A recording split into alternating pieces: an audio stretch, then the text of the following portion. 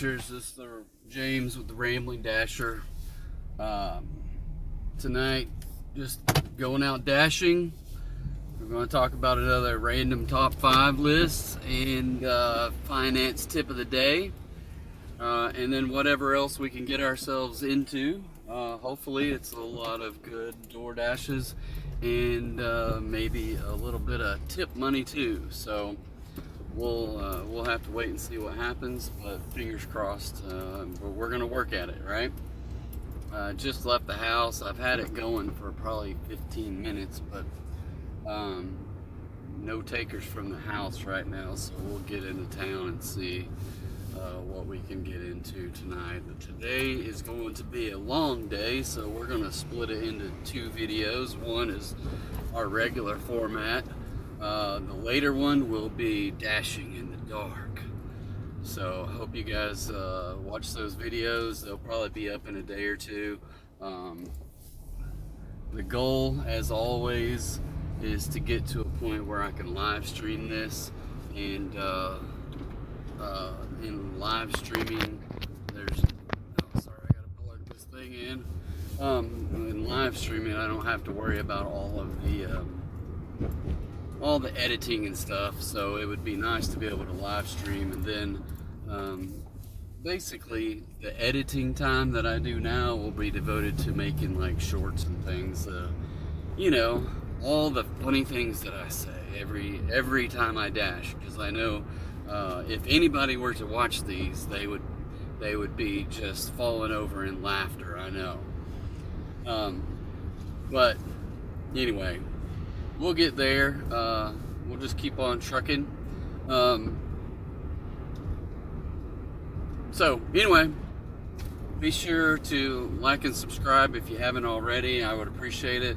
The more we do this, and I guess just I don't know, I've been watching other content creators or people that get out there and teach content creation, and I'll catch different people throughout the last 4 or 5 years, just looking at different things and avenues and just whatever. So it's fun to do, and just to kind of kick around. And it brings a new dynamic to dashing, doing this channel while I drive and dash. So I hope to be able to bring to be a helpful to anybody that's thinking about dashing or is already dashing, but they're just not sure with what's going on. And I don't have all the answers. I've been doing it for over a year now. I think I'm approaching 2,500 dashes, so I've been getting a little bit around, not quite, but close to 200 dashes a month. Some months that I'm not here, so that kind of balances out. When my car broke down last year, I didn't dash for probably a month and a half, and then I took a few weeks off around Christmas or so because we went on a vacation. But I do want to encourage everyone that if you just want some small amounts of short-term money, you want to be able to supplement the income that you already make, or if you're going to do it as a full-time dasher, a lot of people get discouraged pretty quick if they don't get with it. I do know, like, typically DoorDash will give you this like crack in the first couple of weeks where you get the highest level of status, so that if you get out there and bust it, then you can keep that same status throughout. But if you get out there and you kind of like, I'm just going to barely do it for the first couple of weeks and this, that, and another, then you've missed out on that little opportunity where they're giving you the status to begin with as a new dasher. So I would encourage you, if you're going to sign up for it and start doing it, then be ready to do it for the first couple of weeks, so you get those you can hold on to whatever status they give you at the beginning. Because once, to me, at least in the area that I'm in, I see a lot of people saying status doesn't matter, but the area that I'm in, the status matters a lot. I feel it whenever I'm gone and then come back, and then I'm having to go through all these orders that I wouldn't normally take just to try to get status. And then when I lose the status because I've declined a bunch of orders, then I feel that as well. So I really believe that DoorDash should let people take vacations without losing their status, because if you just take a couple of weeks off and then you come back, your status is shot. Probably for 2 weeks to a month after that, because it takes a lot to maintain 100 dashes in 30 days, and if you take 2 weeks off, if you're averaging 50 a week, well, it's going to take you a couple of weeks to get those back on there, and then yeah, it's just a pain in the rear. So that would be one of my requests from DoorDash. Is I probably have a list of those things. I should write them down sometime and talk about them. But one of them is give a pause button for dashers that have either you can tell that they've been dashing for a long time. Either they have a number of dashes, like 2,000 or something like that, dashes, or they have consecutive 100 months in a row. So you give them a break, and when they come back, then they just pick up where they left off. They unpause their dash, and they don't get penalized for taking that time off. So maybe someday I'll just write an email or something to whoever. I don't know how to even get a hold of people, because I don't think it would go through support, because they say, yeah, we'll pass that up the ladder every time I'm ticked off at them for whatever reason I call them.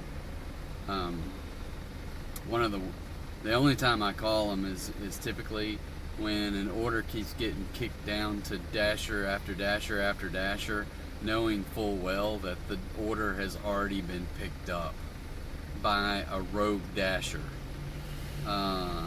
indicating that they never picked it up, but the customer never got their food and the restaurant said it's been delivered. So what are you going to do? So DoorDash just sends it on to the next driver. So when that happens, what happens? Then every driver just ends up taking a hit on their completion rate, because you go in to pick it up and the restaurant says, hey, guess what? There's nothing here. It's already been picked up. So that just drives me utterly bonkers. If DoorDash notices two or three in a row, they should know something like that's going on and contact the driver before you let it go to 7 people. That is ridiculous. So I don't know, today may be a slow day because I'm already out here driving in the neighborhood. I'm going to turn the AC on today because it is hot out. I hope that doesn't make up too much noise. I don't know if this AC works, but I'm hoping it does. So I got it on foot. But I've already driven through the major portion of where I normally get orders. Now I'm going on to section number 2.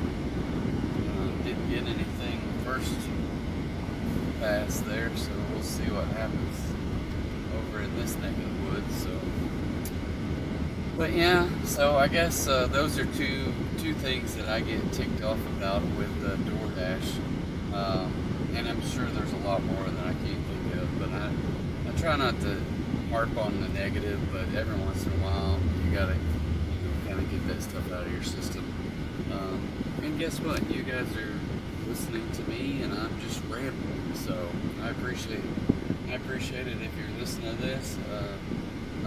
Give me a like. Let me know that you heard it, or put me a note down there. So here's one of those mediocre orders that I'm gonna go ahead and take just because I want to get off of zero. It's $5.25 for 4.6 miles, so it's a hair over $1 a mile, and but I also have $0, and it's a Wednesday night, which it's always a hit or miss for me. Monday night turned out to be pretty good for me. Tuesday night, which was a half night, so to speak, it I don't know. I almost made what I have my goal at with a cash tip. Come on, people. This dude is just flying through here. Sorry, people. We are gonna have to wait.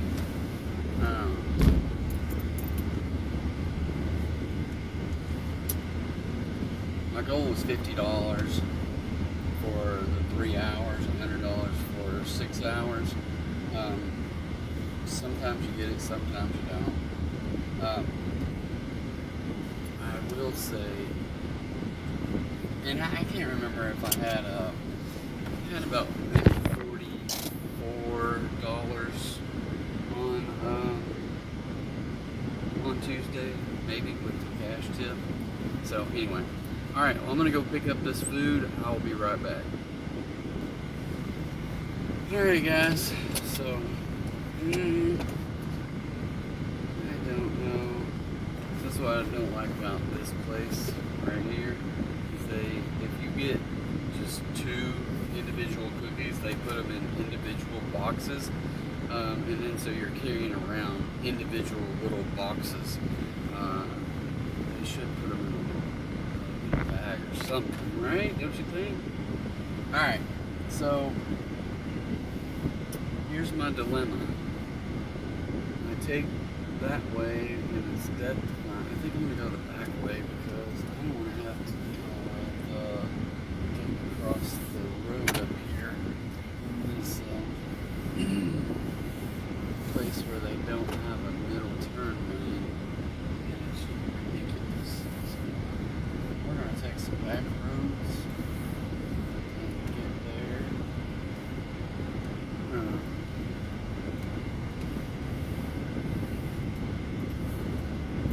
It's all right-hand turns.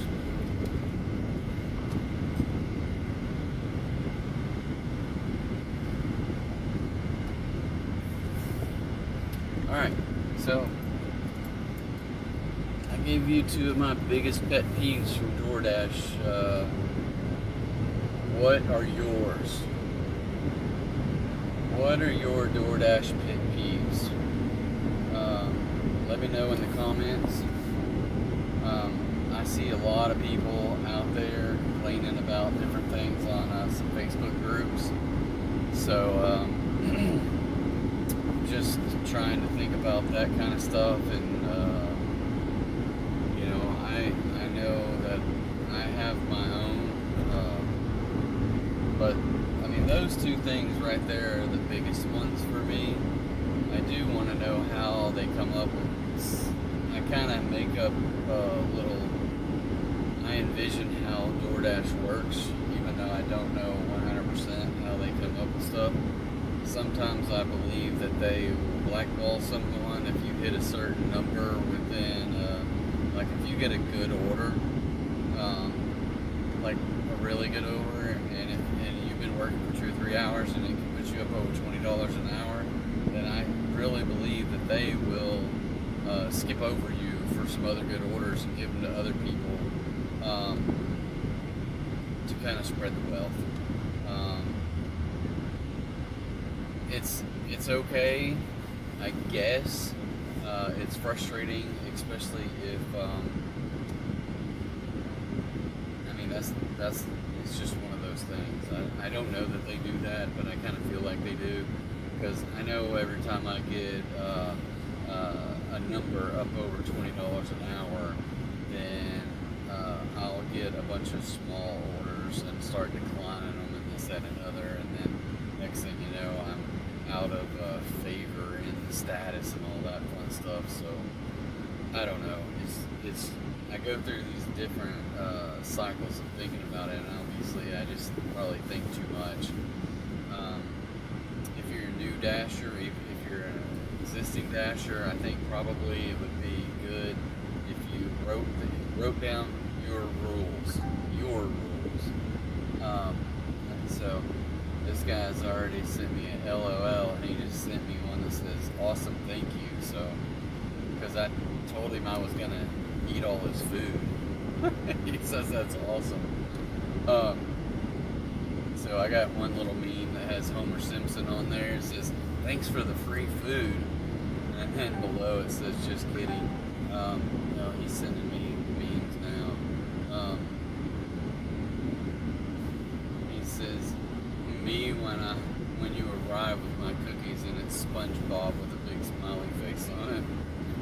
So that's kind of funny. So these are positive signs that you could get an above and beyond type of tip, but not guarantees.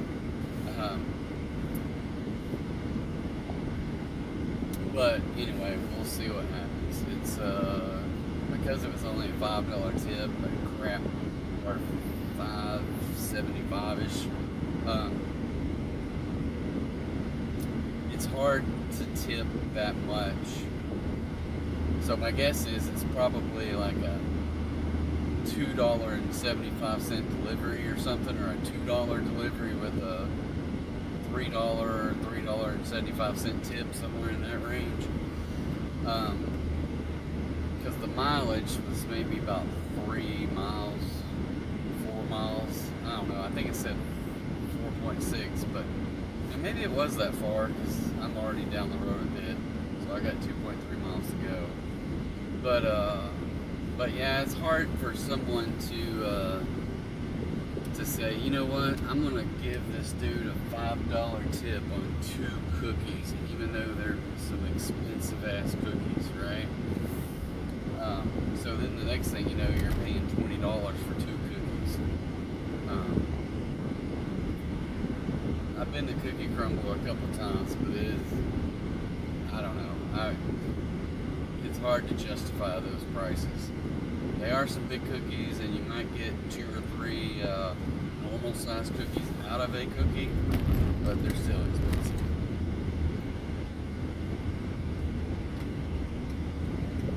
And sometimes you're trying new things because they always have new flavors and you don't like them, so then you spend all that money for a cookie that you don't like. And that's like that with any place you go, especially if you go and get, it's like, oh, I want to try this new thing, and you're just wasting some money because you're either not going to eat it or you just kind of suffer through it.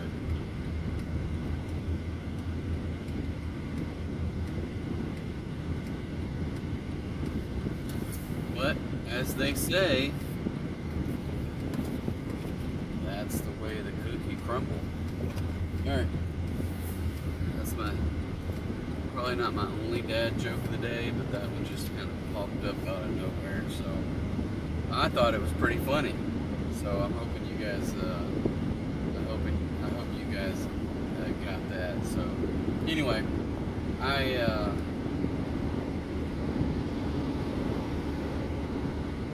got across the freeway, headed down to where these people live. It's a little neighborhood right off the access road, so. And then we'll get back across the freeway, go back into town. I know I just started dashing, but I'm already, it's like I've been hungry since breakfast through lunch, but the food I ate for breakfast and ate for lunch, I think probably consisted of about 800, I don't know, maybe, probably not 800, about 600 and some calories. So I'm still feeling hungry. So, and I brought me a big bucket of broccoli and chicken. So the broccoli's not cooked, the chicken is, so I just cooked it the other day and threw it in the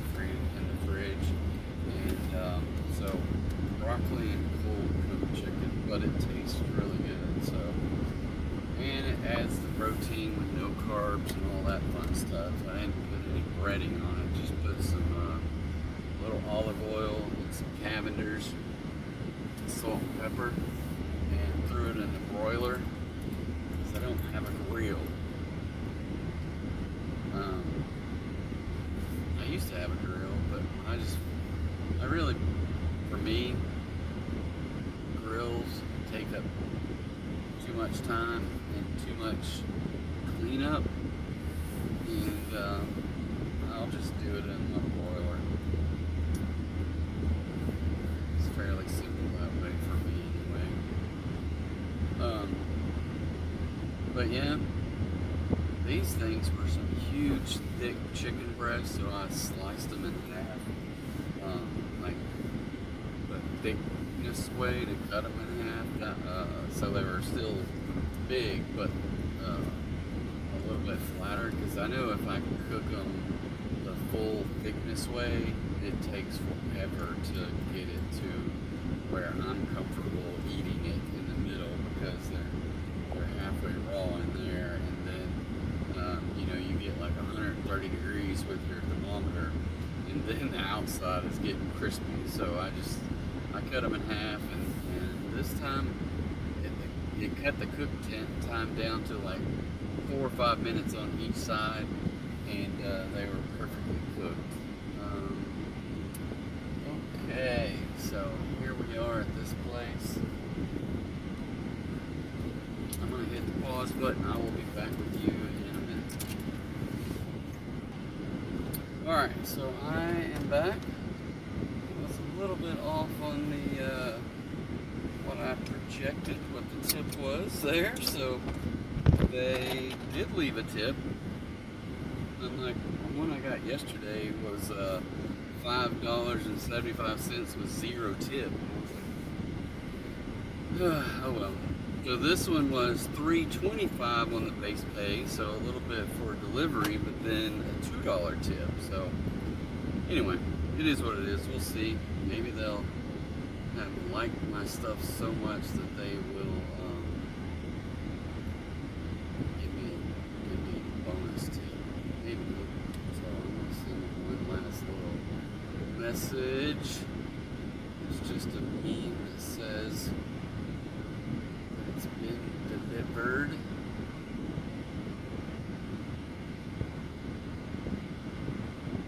Which I already did one, but I don't know, sometimes it's like, maybe it's overkill, but we'll see.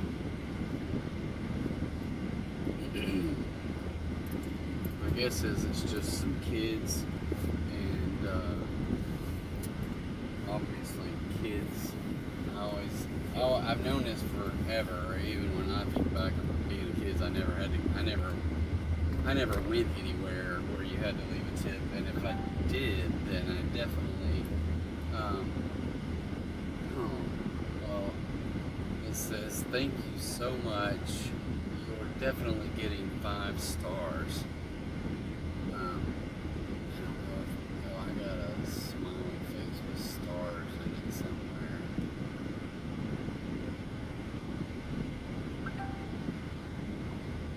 Oh, and look, they did add a tip, so the customer added $1, so that was nice.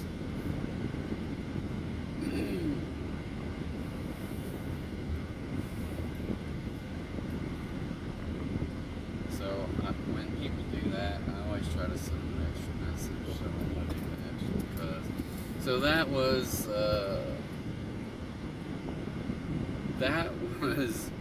what I try to do, and to get people to go above and beyond. So I'm just gonna say thanks for the extra, if I could spell, tip, much appreciated. And I can't get my M to capital. Much appreciated.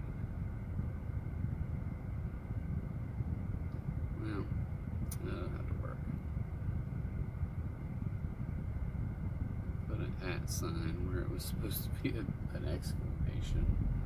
They'll figure it out.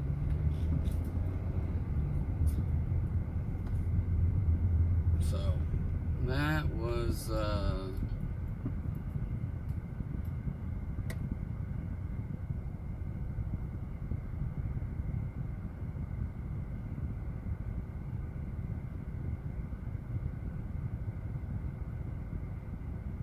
that was nice of them, though. I appreciate it.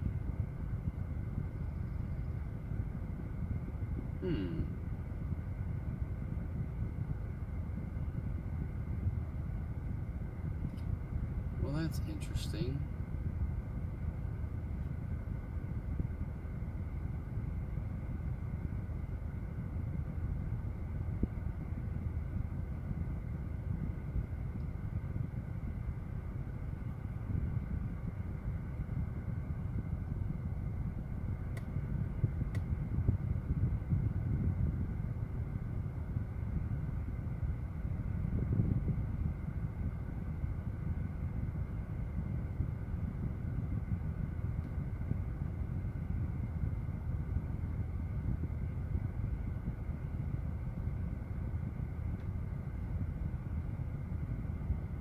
Sorry, I am trying to take care of some other stuff that I need to be looking at real quick. I don't know why I can't see a post that I made earlier today. There it is.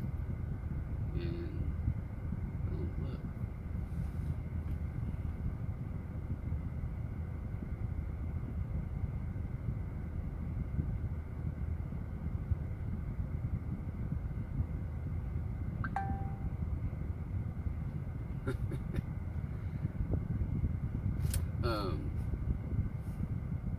So I'm gonna pause for just a second. I gotta take care of some extra stuff. So anyway, okay, I'm back. Sorry about that. I know you guys are just waiting in anticipation while I paused the video there to take care of some stuff, but I'm back. Got our first order. We're at $6.25. So, and yeah, $6.25 and in almost an hour in. So we'll see what happens the rest of the night. That's gonna be tough, and I'm gonna have to. I guess I gotta finish up after my 6 hours because that'll give me some time to get my steps in. So yeah, another day, another dollar. We're just gonna keep plugging. I was gonna try to work a little late tonight, but if I needed to, maybe I'll just work late Friday night. Last Friday night was super good. So hold on, I'm getting a call I need to take. I'll see you in a minute. Alright guys, so I got one order that was like $3.25 for 7 miles. I declined that, which dropped me to 69%. Yay me! And then I got another order for $10. That's, I don't remember how many miles, maybe 6 miles or something, maybe less, I don't know. But I went ahead and accepted that. So, and I parked at the right place, but I was gonna go in the wrong restaurant because there's so many restaurants right here. But I'm here. I want to run and grab this food, and I'll be right back. All right, guys. So while I was in there getting one place a barbecue order, I got another one for a wing stop. It's in the same parking lot for like $6.75 plus. So we'll see what that turns out to be, but it's extra. It said 1.7 miles or something. So anyway, send the first person that we're delivering to an order, and then I usually wait on the second one till after I deliver the first one to say, hey, we're delivering the second order or whatever.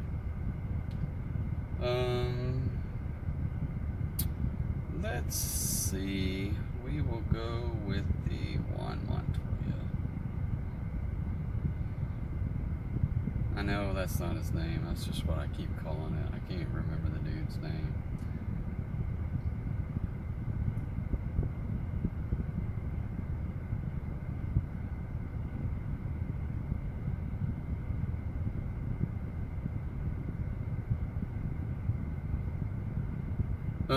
Anyway, so, okay, so, directions, 11 minutes, where is this taking me?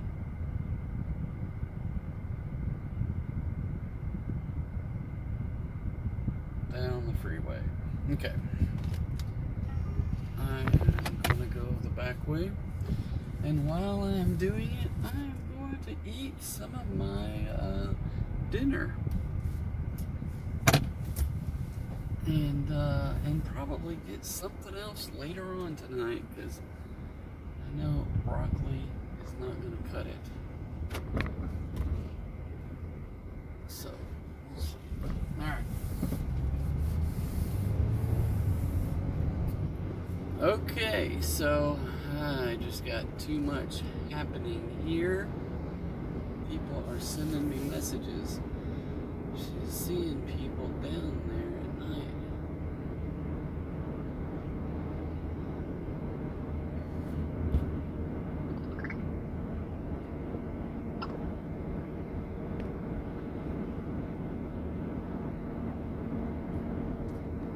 So there's some craziness going on in my neighborhood, and I just tired of those people that like to stir the pot, and then they like to tell me I stir the pot by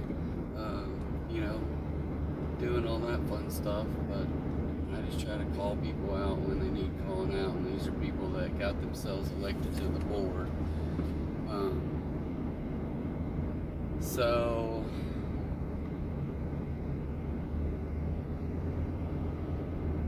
they are somehow have put a notice on our mailbox. We have a community mailbox, and evidently they're saying it's been vandalized, and that they've closed the mailbox down and called the postmaster saying not to deliver mail there until they can get the lock fixed. So through another person, we're finding out that someone has possibly put super glue in the mailbox, not any information coming directly from the board to the homeowners. We just hear that it's vandalized. And then, so I hear through the grapevine of other people saying that it was super glued, and that one person posted on the little Facebook group saying if somebody would stop vandalizing the post office, we could get our mail there. And and that's a person that's on the board. To me, that indicates that it's suggesting that it's one of the homeowners that is vandalizing the mailbox. For me personally, the board right now has been wanting to move the mailbox out of where the mailbox is, because we don't own the building, and there's an unspoken rule that if we use that building, then the owner of the building doesn't pay POA dues, and so they are looking at it as like trying to get POA dues out of this entity that owns this building by moving the post office out of there. And so they've wanted to do that for like 3 years, and haven't got a way to do it. So they turned the power off to the thing a year or two ago, and so we haven't had lights in our post office. And then they've come up with this plan that they're trying to get all the stuff together to figure out how much is it going to cost that they can present to the board, to the homeowners.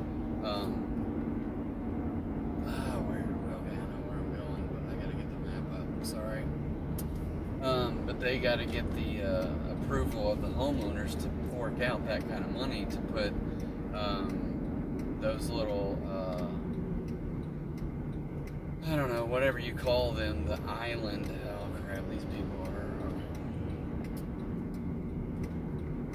the little mailbox pods, either around the neighborhood or in a designated place that's not in the post office, that is a building that's owned by someone else. Which is going to take tens of thousands of dollars. So anyway, it's interesting. It's a pain in the rear to have to mess with all that stuff. If you happen to live in a neighborhood that has a POA, I feel your pain because everybody in my neighborhood is going through it as well. Back when it was an early neighborhood, we had 17 people and 17 houses. We didn't have any problems. Then new people started moving in, and they want to do things like they want to do things, and so then they somehow all swung the board to get their people on there, and it's just craziness now. And I wish there was a way to get out of the POA, but there's not, other than selling my house, and I can't afford to do that. So we just stick our head in the sand unless it's something just stupid, and then we speak up. But otherwise, I just try to keep to myself and not stir the pot too much.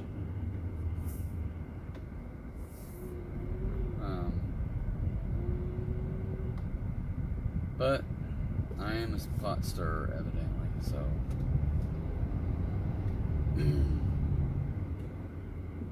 Alright, broccoli time. Broccoli time. Nobody's ever heard that said before, hopefully. And maybe I will never say it again, so.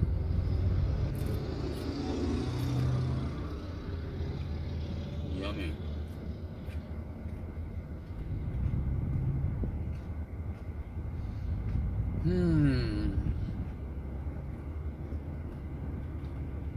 It's really not that bad, but it's not that good either.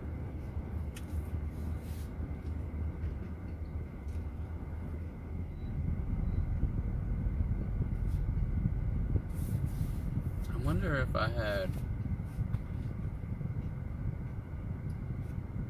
raw broccoli with a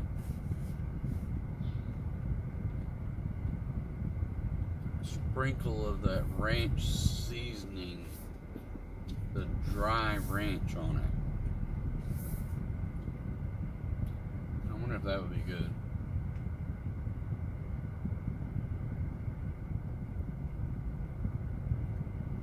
Because I gotta think that dried ranch is not all that much in calories or anything else.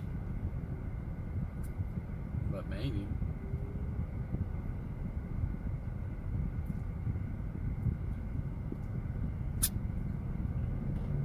I think it adds the calories when you add in the when you add in like milk or buttermilk or mayonnaise, or I don't know what all they add in there to make the ranch dressing.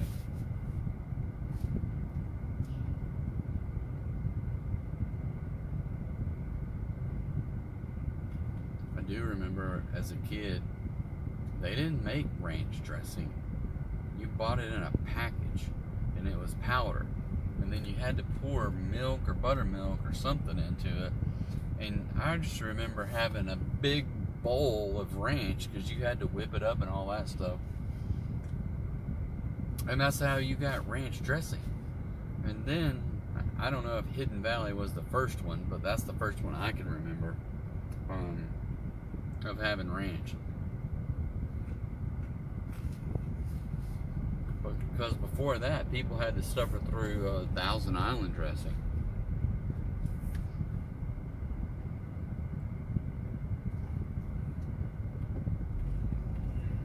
So I wonder, is Thousand Island still anybody's favorite dressing? Which kind of makes me wonder, because I hadn't come up with a top 5 list of the day, so maybe it's going to be the top 5, my top 5 salad dressing. So how about that?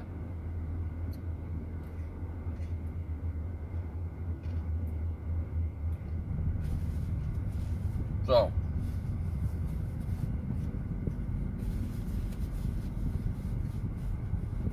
I would say there's a lot of dressings that I probably never have tried. But as a kid, who didn't love Thousand Island? But as an adult, who does still love Thousand Island? I know you get it on, like, if you're an adult and still getting burgers from McDonald's, then you probably love some Thousand Island dressing. Because I'm pretty sure that's their secret sauce that goes on their Big Mac. What are we doing up here? I got an 18-wheeler that's just driving like 5 miles an hour with his hazard lights on the access road, and I got 1,000 cars passing me on the left, and now finally I can get over there and let these people through.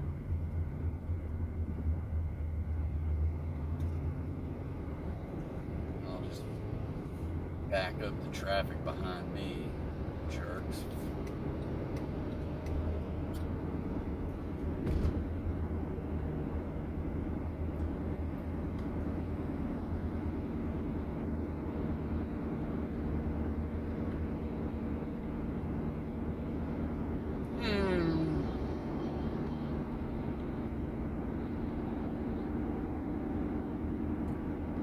So I took the car in to the shop this morning. I don't know how many miles this car had on it when I got it, but I'm gonna hit 145,000 tonight.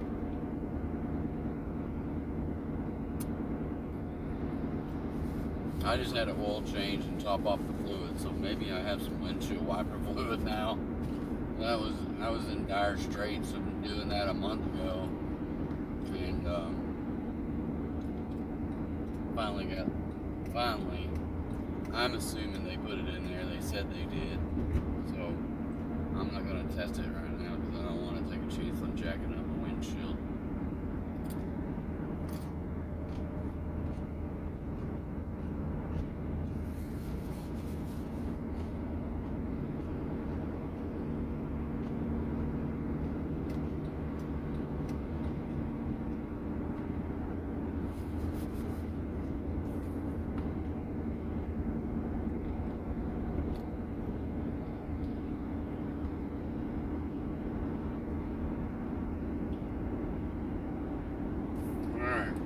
Still got 2 more miles and 5 minutes to deliver this first one.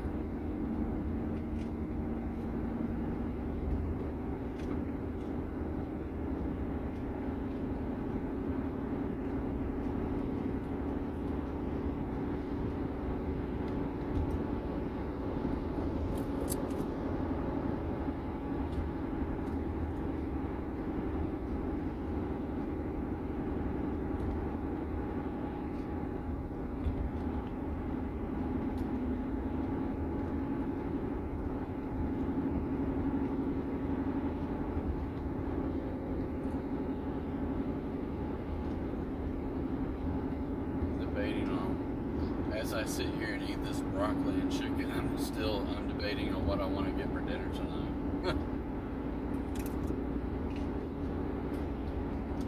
It'll just be some fast food thing that doesn't cost a whole lot or is not very expensive. Although it's still $10. Well, last time I've been trying to cut back on eating fast food or stopping at convenience stores because one, it's just really fattening, really high in calories, really high in carbs, and I don't need to do all that stuff. So I'm trying to pack some veggies and some meat for snacks while I'm out. But come about 8, 9 o'clock, I'm like, well, I'm starving.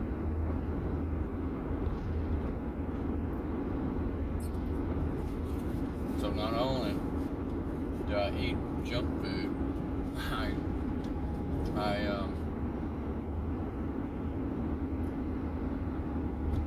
I spent $10 for the junk food, so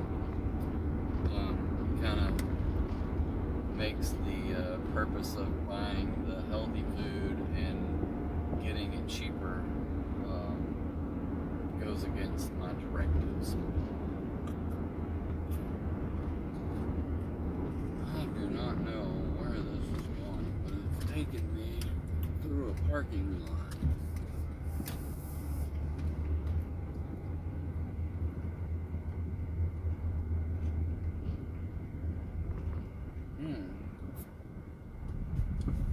Maybe.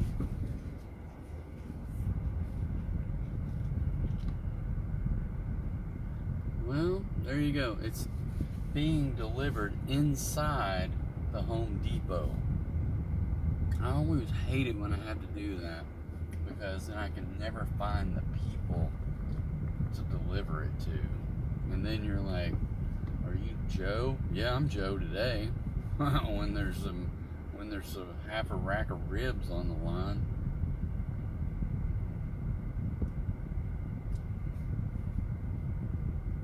And this particular Home Depot, I have no idea where the front door is. I'm assuming that's it. But probably the door where it's half the rows are filled up with the handicap, so you gotta go all the way down and park. But I need the steps anyway, so it'll be good. The good thing about coming to Home Depot is watching people trying to get stuff that's way too big in their car. So I've been there and done that, but not me today. So, all right, I'll be back. All right, back for the second order. First one was $4 dash pay, $6 tip for $10, so good deal. The second one is, I'm gonna send a message, have your order headed that way. They're getting wings. I don't know how serious they are, so let's say that we're eating all their food. Send that, throw in some rolling on the floor laughing emojis. So the actual thing is Homer Simpson going, woohoo, you know, thanks for the free meal. Just kidding, I'm on my way. Sometimes people are like, bruh, you know, whatever, stuff like that. Sometimes I get some interesting reactions to this particular one, so it's worth it sometimes. Sometimes I get tips because of it, extra tips. So directions, 1.9 miles, 7 minutes. Where are we going? Joy. Okay.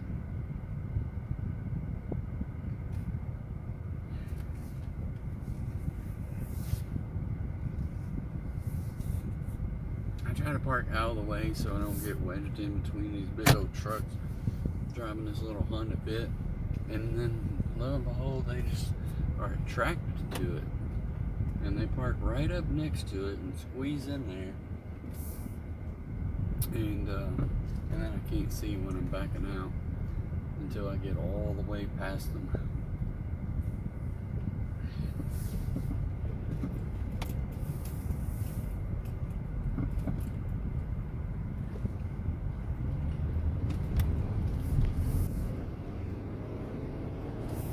Alright.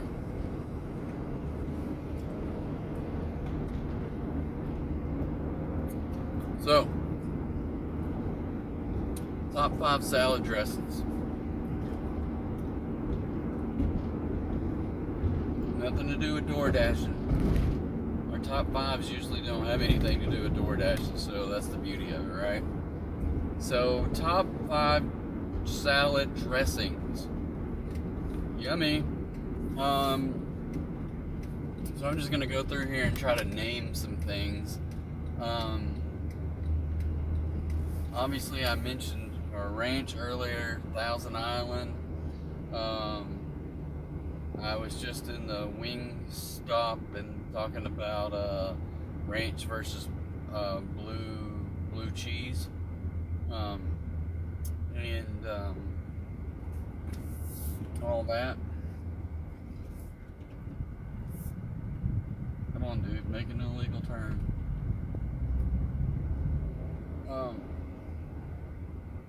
Where am I going here? Is this thing taking me? I hate this thing. It does not understand the map. So the DoorDash maps versus a true Google map the Google map would take me the right way. The DoorDash version of Google Maps is like trying to take me down through a neighborhood and then come back around on the other side, where I probably have to make an illegal turn to get back going the way I want to. So, and then if I just turn right, I save 3 minutes. Boom. Or left, whichever way I went there.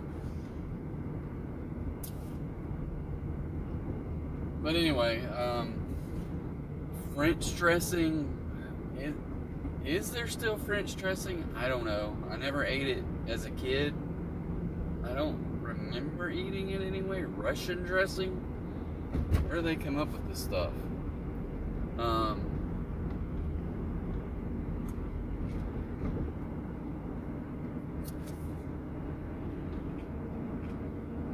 Did they start out as like bread dipping sauces or something? I don't know. Where did salad dressing get invented?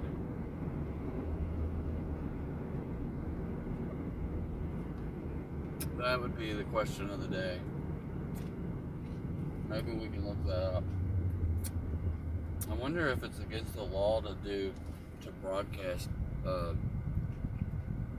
whatever this Gemini thing that I have. Okay, Google. What is the beginnings of salad dressing? The beginnings of salad dressing can be traced back to ancient civilizations.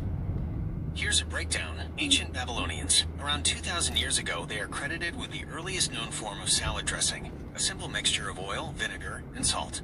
This was essentially a basic vinaigrette used to enhance the flavor of leafy greens. Ancient Egyptians. They also used a similar dressing of oil and vinegar, but they took it a step further by adding spices to their salads. These spices could have included turmeric, saffron, coriander, cumin, or ginger. Ancient Greeks and Romans. They also consumed mixed greens dressed with oil, vinegar, and salt. In fact, the word salad itself comes from the Latin word sal, meaning salt, indicative of the Romans' common use of salty dressings. So the earliest forms of salad dressing were quite simple, primarily based on oil and vinegar, with salt and sometimes herbs or spices for added flavor. These basic vinaigrettes remained the most common way to dress salads for centuries. Well, there you go. Who knew you were going to be coming to a rambling DoorDasher and getting lessons about salad dressing?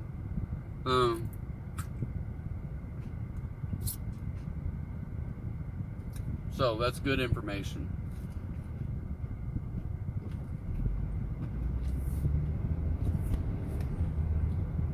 So there are several different kinds, or I guess flavors, of vinaigrette. So like a balsamic or some fruit infused vinaigrette, like I can't remember so I go to McAllister's every once in a while, and they have this one salad. I can't remember it's a blueberry or a raspberry or something. It's a red. It's not blueberry. It's red. So it's probably a raspberry vinaigrette. That stuff is pretty good. It has blueberries in the salad, I think. Anyway, I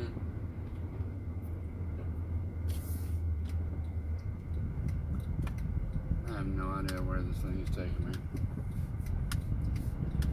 I think I could have got there a different way by going up one street over and been right there, but it's taking me around some back roads and just crazy places. Unless I missed a turn. I could have missed a turn, because if I would have went to the very next street, it probably would have took me right there.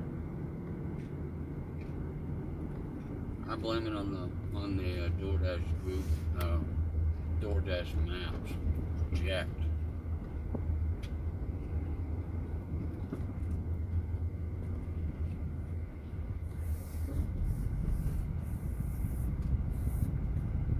I've been to this place before.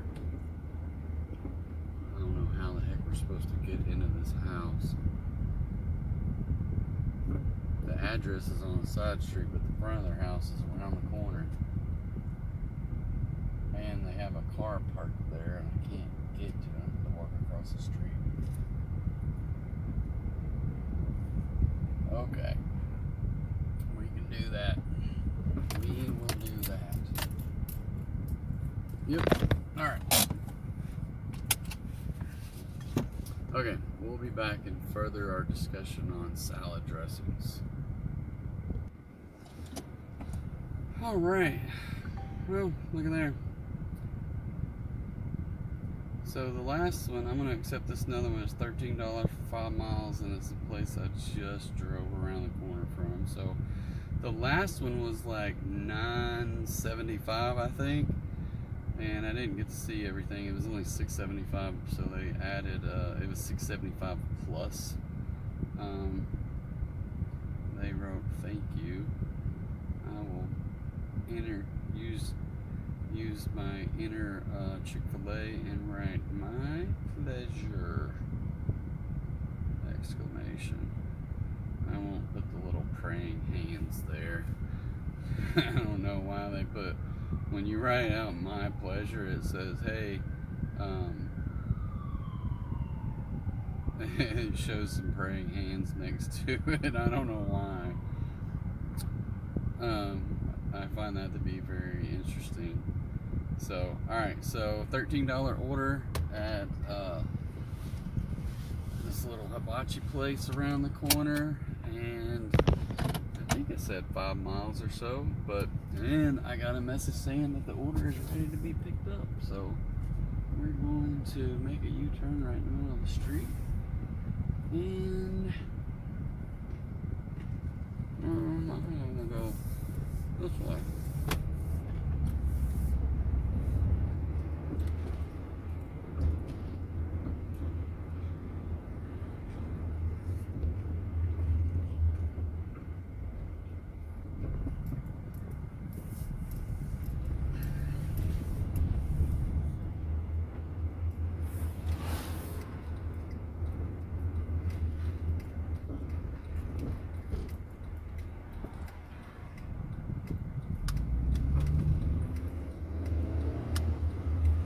Alright, so I'm not going to have time to get into salad dressings, evidently.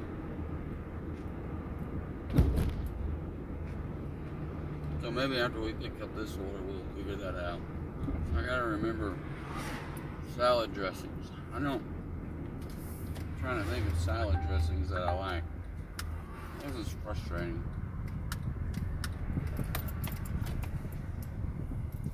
They threw on a $2 one, which includes tips, which means no tips, or DoorDash is keeping the fee. So I'm going to decline that because that just ticks me off. So plus $2 guaranteed for 2.3 miles, decline.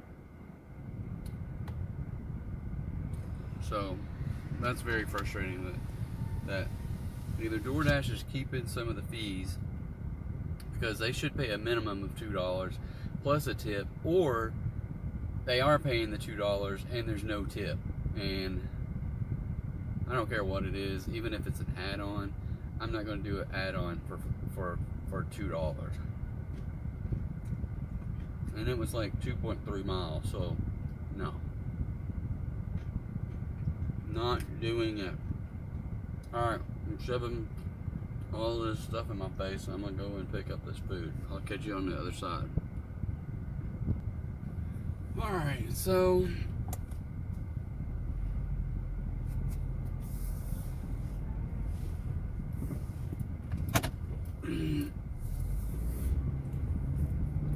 I'm back.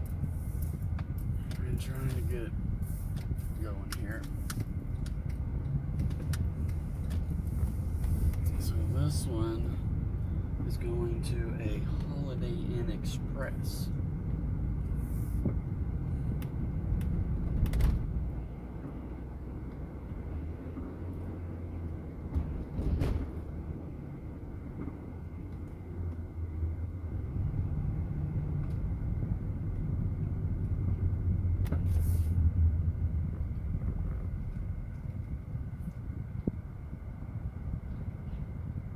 Maybe this should be a new segment called Dining with James.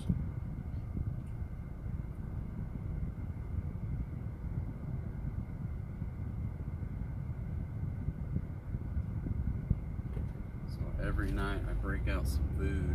It's Dining with James. I didn't bring a Cliff Bar today. Huh.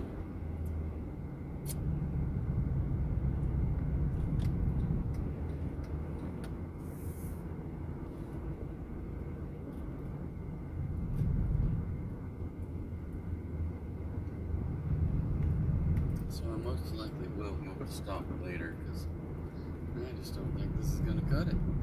Maybe.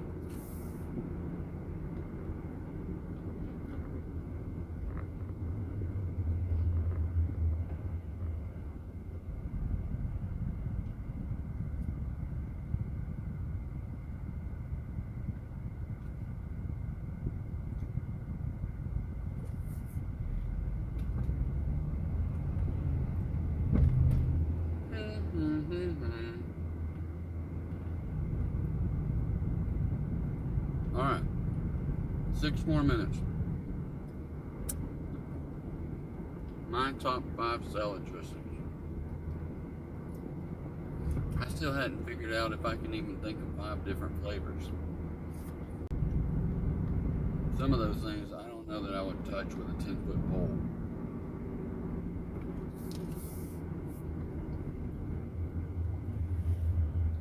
There's typically, I go with a couple of things on the regular. So there's things that I won't eat, and I don't know that I could even try them. Like French, Russian, I don't know, what comes on a Reuben?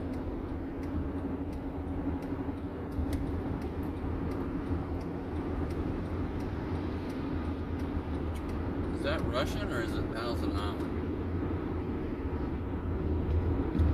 I don't know. I don't think it's Thousand Island. So it might be Russian. And if that's Russian, then I will eat some Russian. I just have never eaten it on a salad.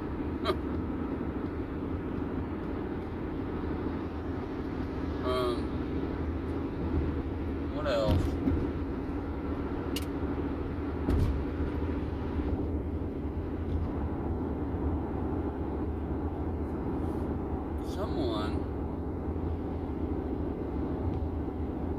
Not someone, but I was recently introduced to a salad dressing I've never heard before, called Great Goddess, I think, and I still haven't tried it. I've never seen it on a menu, never heard of it, and I found it, I think, on Walmart.com or whatever, but never tried it before, never heard of it until the last 6 months anyway.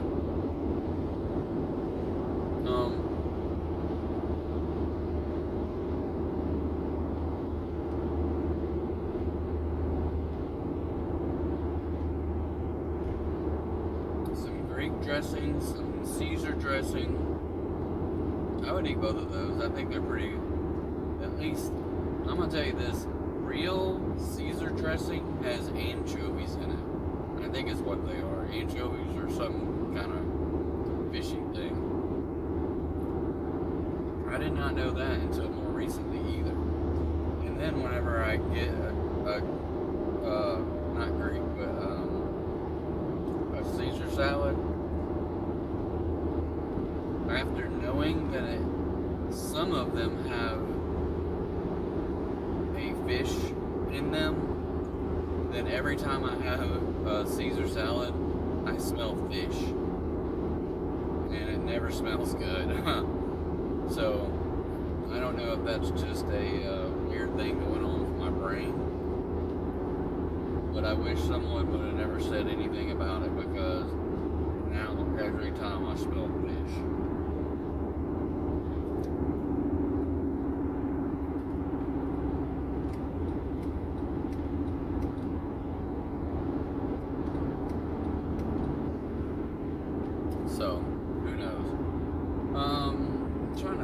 other things. I can't think of too many others.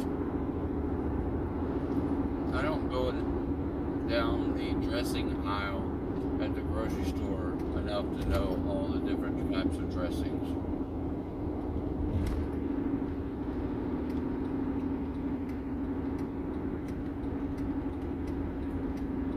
It seems like there's a Catalina dressing. Oh, Italian dressing. I can tell you, I used to marinate chicken in Italian dressing and then bake it or broil it or something. Or no, that was when I had a grill. I would grill it, and that was pretty tasty stuff. Just that little bit of tang on the chicken, tasty.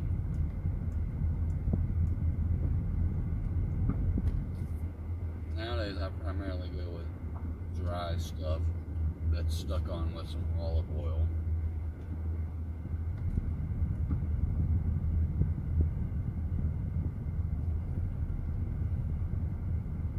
Mainly because I'm too lazy to marinate.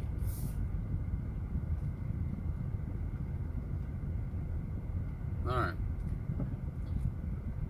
I'm here at this hotel, so I'm going to park the car at Harbour Yard, and I will be right back.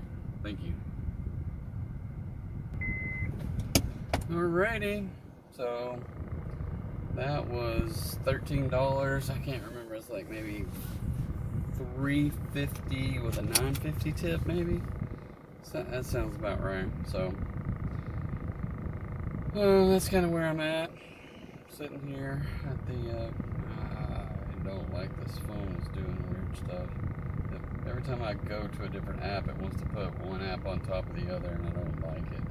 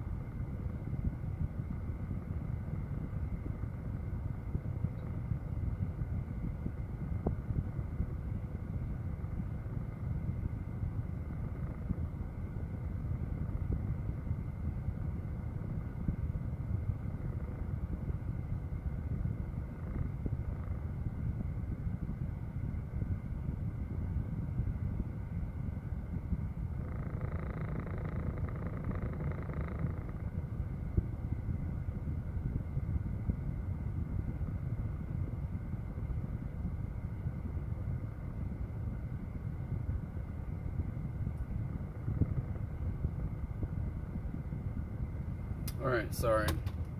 Reading neighborhood happenings when I should be engaging with all of my followers on YouTube. So I get back to my DoorDash and sitting at $39 after 2.5 hours. So not as bad as last night, but also about the same, maybe. Unless that's not the, is that the right number? Yep, $39. So I don't know what I finished up with last night. I thought it was around 44.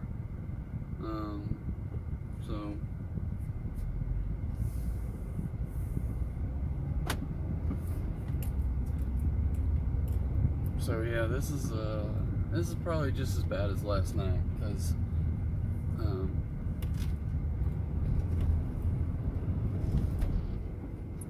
I felt like last night I drove a lot further for a lot less money, but tonight $39 in 3 hours, when that's 20 below the $20 average.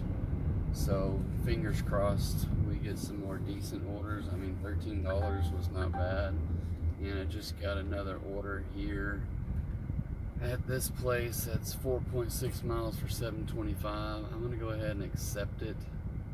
I wish I was in there to stay on these people, because they are never getting their food on time, and I need to make an illegal turn to get back into their parking lot, and there just went a policeman driving by.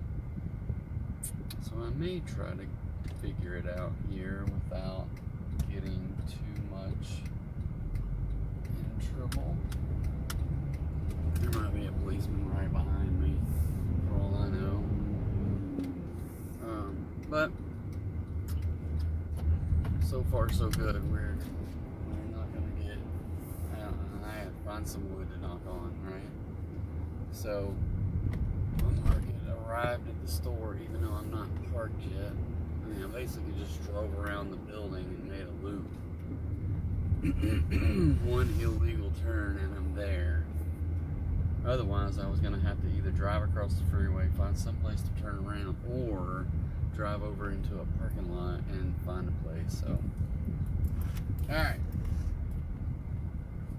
I'm going to go in here and see if they can make some food.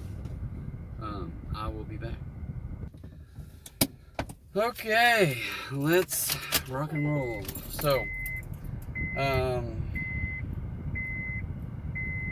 me send them a message.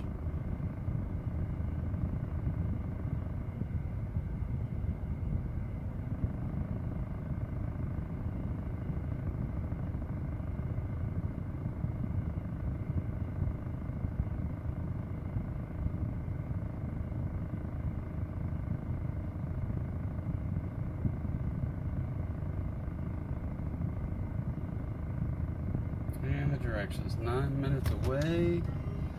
Where are we heading? Out that way. Okay. Here we go.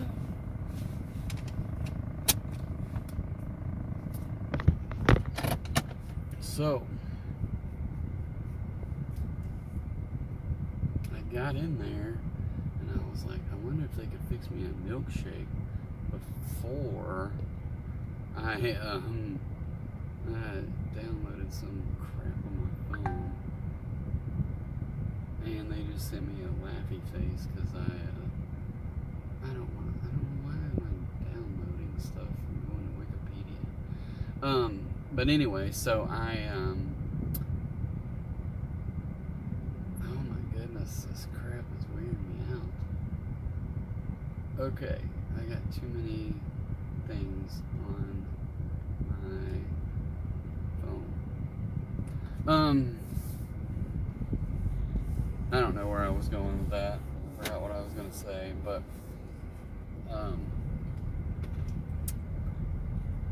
this Whataburger is notorious for never knowing that they have DoorDash orders waiting on them. So they're just carrying on, like, talking about high school and things like that in there. I don't know what all they're doing, but they're not looking for the order. So I don't know what their deal is, but every single time I have to go in there and, hey, do you have this order? And they'll inevitably, their stat line is, we're working on that, we'll have it right out. I was like, oh, you will? I don't think you've started it yet. How about that? Well, anyway, so this person, I sent them the meme with the Friends people sitting at the coffee table looking up, you know, like they're watching the restaurant make their food, waiting in anticipation. And so they already replied once with like an LOL thing, and then I just sent them another message saying I'm on my way, and said I'm gonna eat all their food, or thanks for the free food, with that Homer Simpson one. So I'll try to get that Homer Simpson one out as a post on the channel. In addition to, I will link it to. I didn't tell you guys this. Oh crap! Oh, I can still. Just got on the freeway when I didn't really need to, but I can get off at the next second and still make the turn. So last night, while I was trying to juggle around data on my laptop, data on my phone, and data inside or storage space on all three places in my Google Drive, and I'm running out of places everywhere, so I'm deleting things all over the place, hoping I don't accidentally delete any of this footage before I get a video created and send it up to YouTube. Yeah, that does not look good.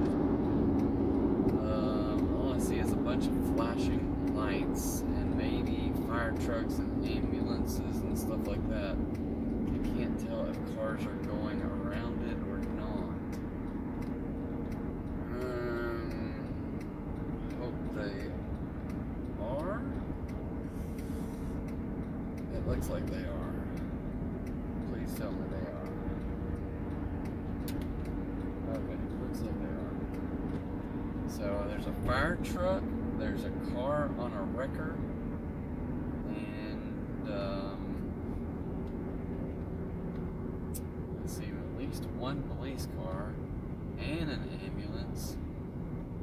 So my guess is someone was not doing the right thing when they were doing the on-ramp to the freeway right there. And I don't like that thing either, because it's like you gotta sit there and look and make sure you're coming. Either someone rear-ended them while they were waiting, or they misjudged the oncoming traffic. I didn't see any damage to vehicles, but something happened. Maybe it was just a car that ran out of gas or something. I don't know. Anyway, one of these days, or one of these trips, I'm going to get back to my top 5 salad dressings, because I keep forgetting about it, or I can't really come up with a solid 5. At least I can come up with 5 that I would eat on a regular basis, but in the back of my mind, I know I'm missing some things. I know that the ones that I'm thinking of anyway are all going to be somewhat similar, but maybe not, but a little bit similar.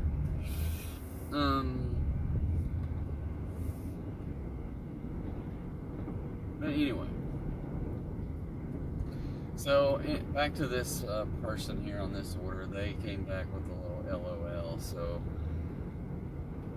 I do like the interaction.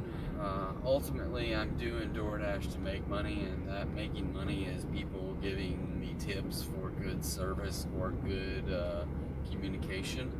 And I like to do little cheesy, funny things associated with that communication. A lot of people are just happy to get communication, because I can promise you, I've got plenty of people that have told me that,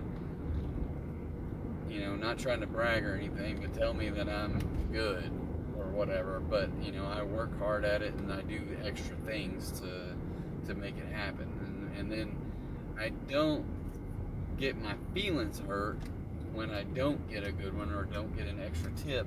But because I know some people just don't care, or they're just like, you're only worth $2 no matter what you might say or how hard I laugh at your stuff, right?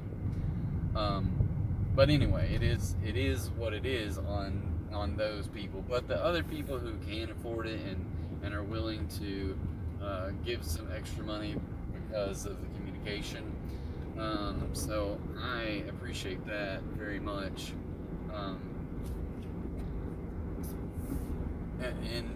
And that's why I do it, right? I don't come out here and DoorDash for the benefit of other people. I'm sorry to say that. I have volunteered in other various entities, namely soccer coach for kids. I started out coaching my own kids team, but there was other teams when he went on to a higher grade level that I couldn't coach at, not grade level, but a higher skill level team, and they had to have more experienced coaches.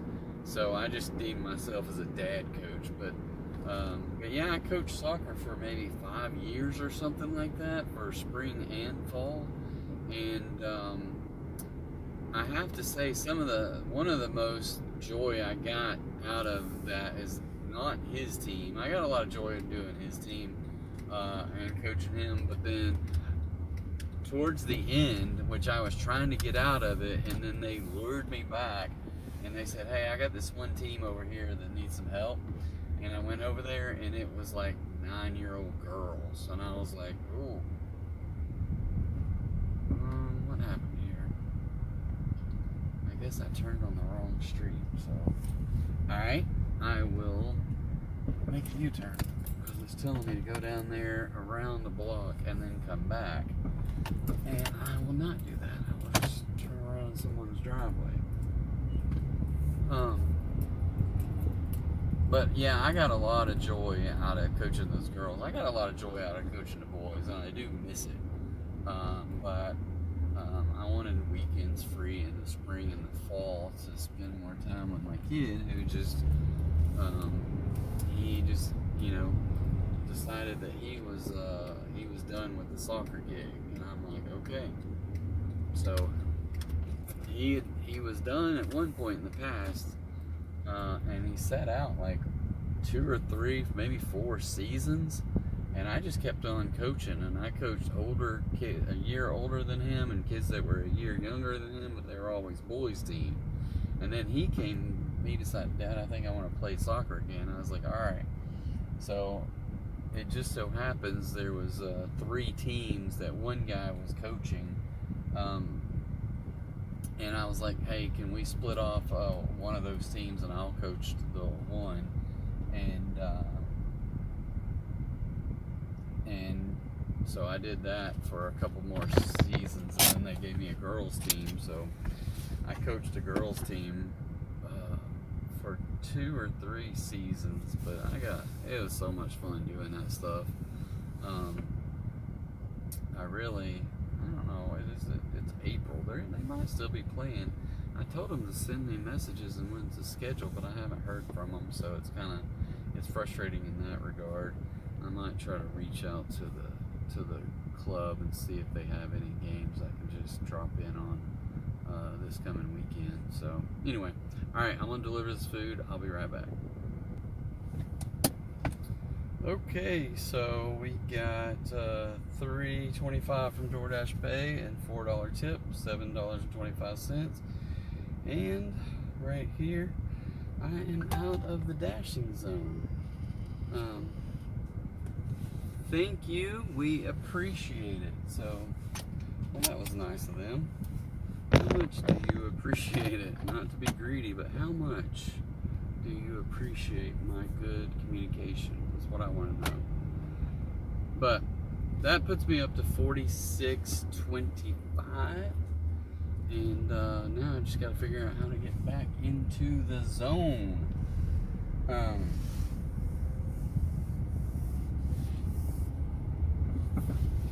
So, okay, back to the salad dressings. Salad dressing. What was that? I remember when my daughter was little. What was that? It seems like it was those guys from Australia. I can't remember the name of them right now. What the heck was the name of those guys? Anyway, those guys from Australia that dressed up and did kids shows. They didn't dress up. They each had a different colored shirt. And I am drawing a total blank as to what they are called.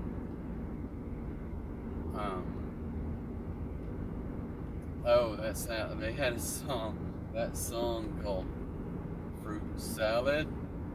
Yummy, yummy. Something like that. I don't remember. But it just reminded me of that. It started with a W. The wobble. It wasn't. I don't know why. I forget what they were called. Oh well.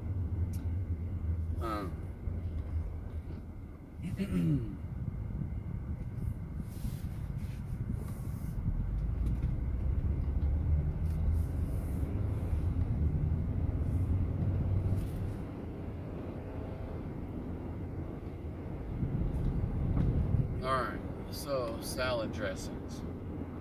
So here we're going to do a cheat sheet. Okay, Google. List of commonly used salad dressings. Here's a list of commonly used salad dressings. Vinaigrettes. Balsamic vinaigrette made with balsamic vinegar, olive oil, and often Dijon mustard and herbs. Red wine vinaigrette features red wine vinegar, olive oil, and seasonings like garlic and herbs. White wine vinaigrette, similar to red wine vinaigrette, but uses white wine vinegar for a milder flavor. Apple cider vinaigrette uses apple cider vinegar, olive oil, and often honey or maple syrup. Lemon vinaigrette, citronette, made with lemon juice, olive oil, and sometimes herbs or garlic. Mustard vinaigrette incorporates Dijon mustard for a tangy and emulsifying element. Creamy dressings. Ranch, a buttermilk and mayonnaise-based dressing with herbs and spices like dill, garlic, and onion. It is the most popular salad dressing in the United States. Blue cheese, creamy dressing with crumbled blue cheese, mayonnaise, sour cream, or yogurt. Caesar, made with mayonnaise, Parmesan cheese, lemon juice, garlic, Worcestershire sauce, and sometimes anchovies. Thousand Island, a mayonnaise-based dressing with ketchup, relish, and often other ingredients like hard-boiled eggs or pimentos. Green Goddess, a creamy, herb-based dressing typically made with mayonnaise, sour cream, anchovies, tarragon, chives, and parsley. Russian, similar to Thousand Island but often spicier, with ingredients like horseradish and paprika. Other popular dressings. Italian, typically an oil and vinegar-based dressing with a blend of Italian herbs and spices. Honey mustard, a sweet and tangy dressing made with mayonnaise or oil and vinegar, honey, and mustard, usually Dijon. French, generally a creamy tomato-based dressing with a sweet and tangy flavor. Catalina dressing is a thinner, sweeter variation. Sesame ginger, an Asian-inspired vinaigrette with sesame oil, rice vinegar, soy sauce, ginger, and often a sweetener. Tahini dressing, made with tahini, sesame seed paste, lemon juice, garlic, and water to thin. Greek dressing, typically olive oil based with lemon juice, vinegar, garlic, oregano, and sometimes feta cheese. This list covers many of the most commonly found and used salad dressings. The specific ingredients and variations. That gave me a pretty good list. So I did not remember one of those that I will move into my top 5. One of those will move into my top 5. So let me see if I have 5. That.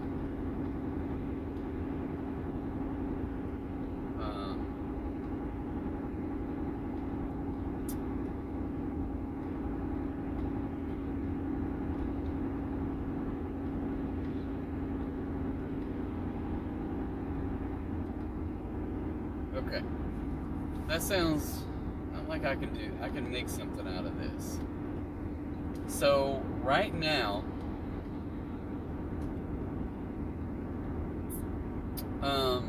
yeah, I think I can make something out of this.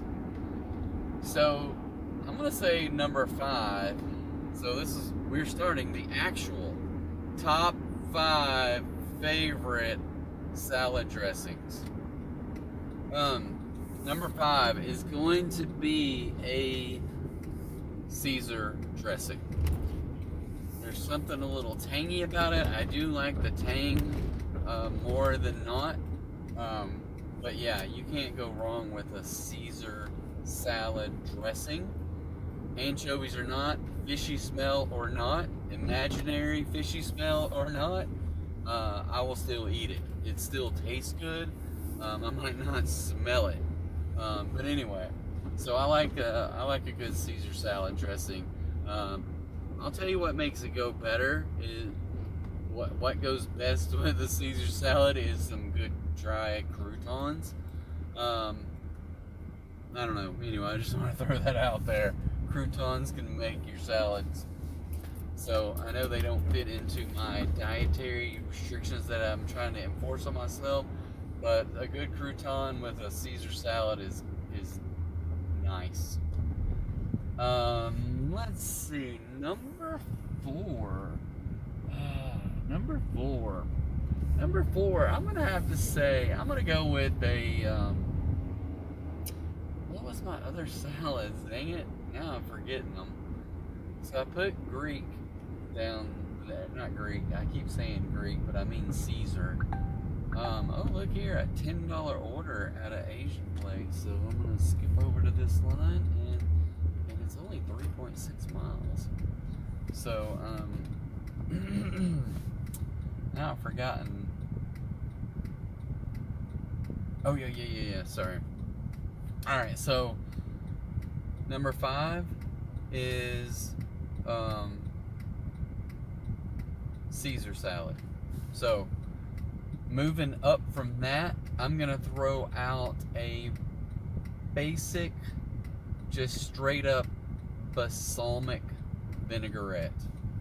There's something about that, the tanginess of it, I probably like, I hate to say that, I do have a creamy one in my top 5, or I have a cup, well, I don't know if Caesar is probably a half and half, I don't know, but yeah, so I like a good balsamic vinaigrette. It goes good on a salad, especially with some meat in it of some sort. I would eat that all the time. But I eat all of these with grilled chicken. Anytime and every time, all of these dressings go great with grilled chicken on a salad. So, steak salad might, I don't know what makes good dressing with steaks, but I have had some good steak salads before. Anyway, so that would be my number 4 was balsamic. So I will be back after picking up this food and we will cover the rest. Thank you. Alright, so it did not take very long at all, so I'm very glad about that. So let's send these people a little message. I have your food. And let's try to see if we can get them to laugh at all. I think these people are going to be hardcore. We're going to send them the SpongeBob. I've got your food and I'm headed your way. He's making rainbows with his hands. So we'll see if we can get them. There's no comments over the first 2 messages I sent them. So directions, looks like we're going back across the freeway. 9 minutes. 5. This is back in there. I know where that is. Okay. Alright. So, salad dressings. You thought I forgot, did you?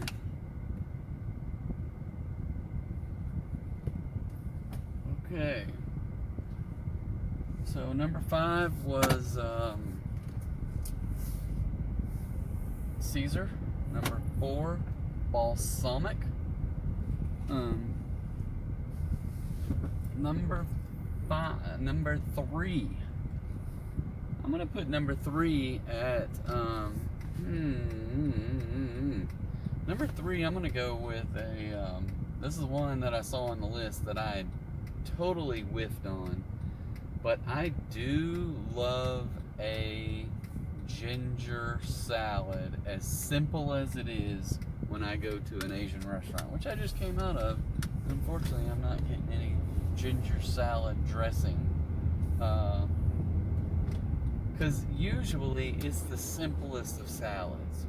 It's just some iceberg lettuce, maybe with some shredded bits of carrot in there. Not much more, rarely ever, but some places I go, that's all you get is some, and unfortunately is some wet iceberg lettuce, which dilutes the ginger dressing. So, but a good ginger dressing, I don't know if it has to be sesame ginger or ginger dressing, I don't know, but I do like a good ginger dressing. To me, that's the tenets of going to an Asian type restaurant, is sesame dressing and either a miso or an onion soup. Usually, I used to get something else that was really good, but lately I've been getting miso soup. But anyway, a miso soup, and then whatever else, whether it's sushi or hibachi or something. But anyway, I really like ginger dressing. I do think it's, I don't know that it's an acquired flavor, but it's definitely not for everybody. But anyway, ginger dressing. Number 3. Alright. Oh, hang on. I had to put this in reverse. I thought I was going to go, but they shifted to red on me really fast. Alright. I can't find it.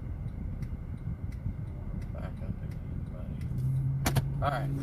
So that would be number 3. Number 2. This one is kind of like I'm going back and forth because I know I really like both of these, but I like one of them better and would probably eat it all the time if I weren't trying to watch what I eat. So I'm going to go with my number 2, and this could be any kind of fruit flavored vinaigrette. So raspberry, blueberry, strawberry.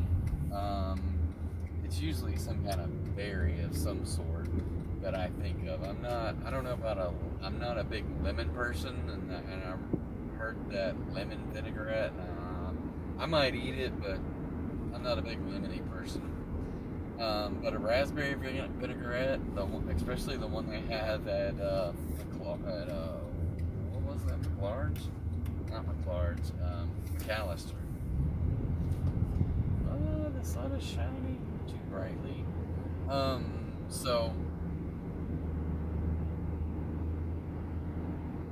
But yeah, some kind of berry vinaigrette. I don't care, if it's a berry and they can mix it in with the vinaigrette, then I would like it on a salad. I'm sure there's some that I wouldn't, but I can't recall finding any. But that sounds really good. It's light, usually refreshing, not hard on the calories. It's usually light calories. I have some right now. I don't know how light it is, but it's the Skinny Girl, and it's a berry. I don't remember what berry it is. Skinny Girl something vinaigrette, and it's really good. I don't remember if it's a raspberry or something else, but so yeah, I try to if you go to a good restaurant or you find some good food somewhere, and then you want to mimic it with the closest thing you can find. And so that Skinny Girl vinaigrette, I thought, was a pretty close Because my guess is the one at, well, truthfully, they do put the calories up on the menu at McAllister's. So I don't think it's the whole salad as a whole with the chicken in it isn't really like 450 calories for the whole thing, and it's huge. So anyway, so that leaves us one, and I'm sure we can all guess it's the most popular salad dressing in all of the United States. Ever since they took it out of a packet and mixed it with preservatives and enhancers, and they probably put high fructose corn syrup in there just to make it addictive. But yes, ranch dressing. Who doesn't love ranch dressing? Now, some people go too far. I'm not a big dipper unless it's wings into ranch dressing, but people start, it's like, yeah, I'll take some pizza with I'll take some ranch dressing with a side of pizza or a side of fries or something, you know, and then it's like they get a bucket of ranch and dip everything they have in it. Now, some chicken bacon ranch pizza is good, and some chicken bacon ranch fries are good, but I don't go to the trouble of getting ranch instead of other dipping sauces, unless it's some good. I especially like buffalo with ranch, and I've come to like it. I like buffalo with blue cheese now. I didn't like it back in the day, but yeah, as I've gotten older, I've come to appreciate it, I guess, more so. But anyway, I'll put my number one as ranch. And I will say there are different versions of ranch that are better if you're going to get store-bought ones. I'm sure there's good ones like Ken's. I've gotten Ken's plenty of time. Hidden Valley Ranch is what I think of as the original ranch, but maybe not. But Ken's and Hidden Valley, I'm sure that Newman's Own is always good. And the other ones are good. They're just not as good. You know, I'm not gonna buy any Walmart brand ranch or Great Value or whatever else, any other store brand of ranch. Not to say I wouldn't eat it if somebody put it in front of me with some buffalo wings or on a salad, but I'm not gonna buy it myself. I'm gonna step up and get the best that I can. And it seems like I've been buying that Ken's lately. Ken's Steakhouse Ranch is good stuff. Anyway, all right, well, that's our top 5 for today. I hope you enjoyed it. I'm at this apartment complex. I gotta get down here and find the right apartment, so I'm gonna go ahead and hit pause, and I will catch you on the other side. Okay, so just bear with me. Got a little thing on the screen there.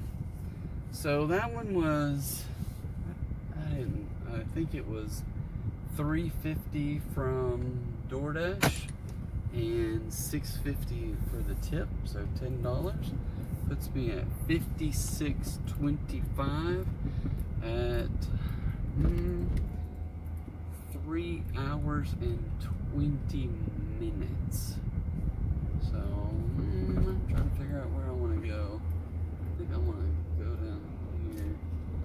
So I'm kind of out in between two of the exits that I kind of circle around to on the freeway, but I'm on the back side, and I can take this road back here to go left or right and come out of either one. So we're gonna head over to where Chili's is, and I haven't had an order from Buffalo Wild Wings in ages, so I don't know if they quit doing DoorDash or I've heard rumors that restaurants can block drivers. I don't know that I would have been blocked, but maybe they're still doing DoorDashes, but maybe I'm just been blocked. I don't know.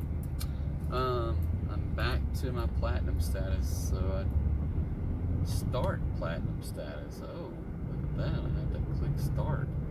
Because I had been going back and forth between silver and platinum and all kinds of craziness. Let's see where I'm at. I'm up to 72 acceptance with a 77 completion, 93% on time with a 5.0, and I've dropped down to 168 deliveries per the last 30 days.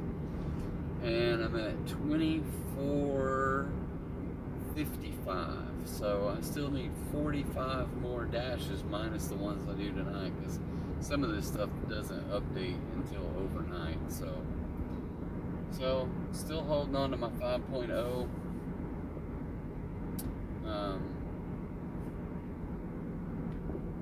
Which is good. I am gonna have to get gas in a little bit, so I might just go across the freeway and try to get gas over there, because I have one little gas app that I use all the time, but the places that you get 10 cents off a gallon, they also give you 5 cents off a gallon with theirs. And then whenever this app sees the receipt, they say, oh, well, you don't get the 5% that their whatever it is, their rewards,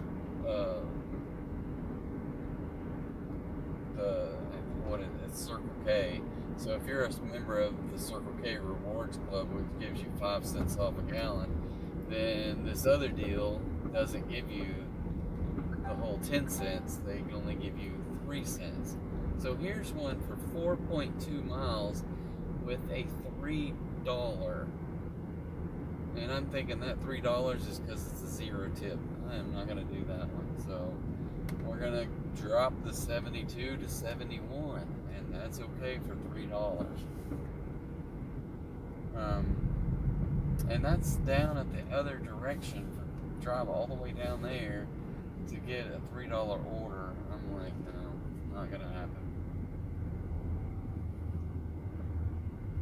So what I was saying earlier, for new people, if you get out there and you got to set your rules, right?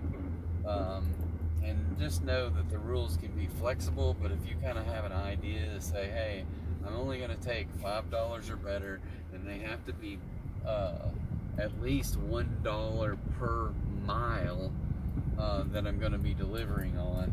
And anything less than that standard, I'm not going to do it. And I that's pretty much my standard. It used to be $4, but I just get ticked off at $4 orders even now, and I don't even like $5 orders. I'd rather it be much more than $5. But I've taken 2 or more $5 ones today. Now one of them turned in, they added a $1 tip on that very first order. But all right, no deliveries in here with these restaurants, so I'm gonna, there's another one, $4.50 for 5.2 miles. Are you out of your ever-loving mind? Decline, and just like that, I'm back at 70. Back at 70. So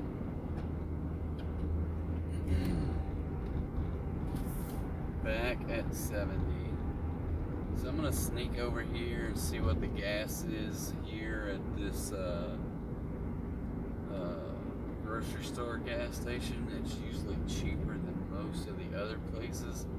I only get a 3 cent discount there as opposed to 5, but usually their gas has been considerably cheaper.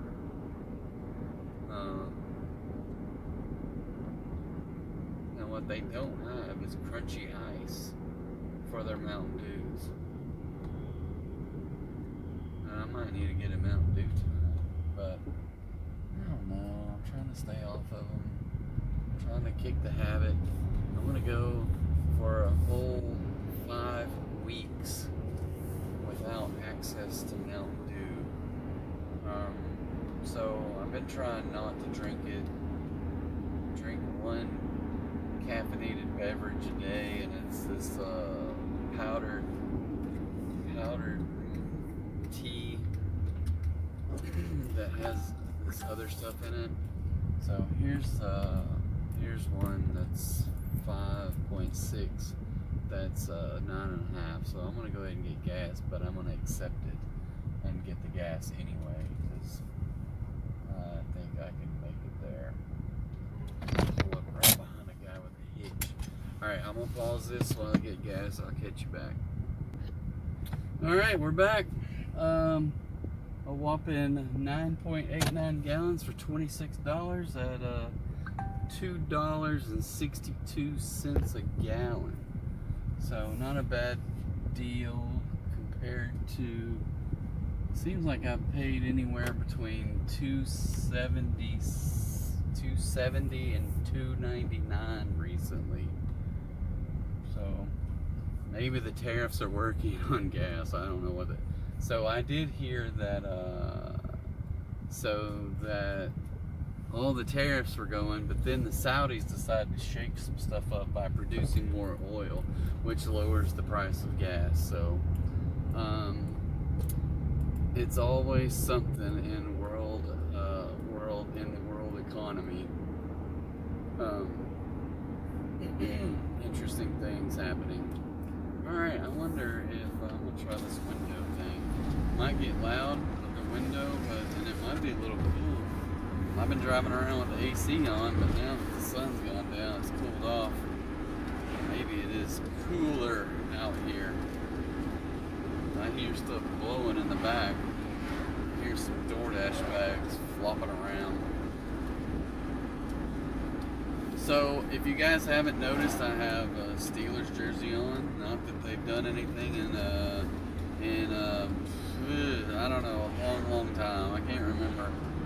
I'm pretty sure the last Super Bowl we were in, we lost. And it's been a good long while. So we keep making the playoffs and losing in the first round. And I don't know what the deal is, but I think there's more and more people thinking that it's time for Tomlin to go. So, but that's my personal opinion. Whatever, if Tomlin's there, he's not there, I'm still going to love the Steelers. I have since, I don't know when I started liking the 60s. I have to think that it was because I was impressionable as a youngster in the late 70s and when they were winning 4 out of 6 Super Bowls. And then out of there, it was just like Steelers forever. So, yeah. It's been tough not having Ben Roethlisberger as the quarterback. But it is what every team has to go through. Just look at New England. At least we aren't as bad as what they are, right? So it could be worse. It could be worse. I'm sure New England will figure it out, but I don't know. They're already on their second coach. Well, the third coach since Tom Brady left, because they had what's his name there forever, but then he coached for another year or two, and they finally got rid of him. I can't even think of his freaking name right now. I saw a picture of him today or yesterday. I'm always seeing freaking news articles, and I could care less about his girlfriend. To me, it's not news. Okay, so quit putting it in my news feed. Because it's not sports related and it's not news related. So what else is there? Because I don't care about what she does or what she doesn't do. I could care less. Anyway, Belichick. So Belichick was there, then whoever they had the last couple of years, and now I think they've hired Vrabel from Tennessee, who used to coach. Where? Oh, I'm going back to the, oh shit. I better not back up. I am back up. I'll just park across the street, or across the driveway here. Alright. So, I gotta go get some barbecue. So, I will be right back. Alright, guys. Here we go. Send them a message. Let them know I'm on the way. I don't like the places that I have to make the drinks. Not a big fan of that.